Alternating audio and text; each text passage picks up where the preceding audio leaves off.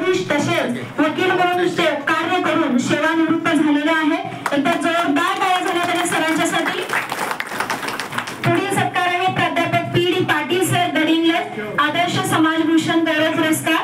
त्यांचा सत्कार सिंगारे सरांनी करावी अशी विनंती। प्राध्यापक PD. Patil sir. Patil sir यांचे शिक्षण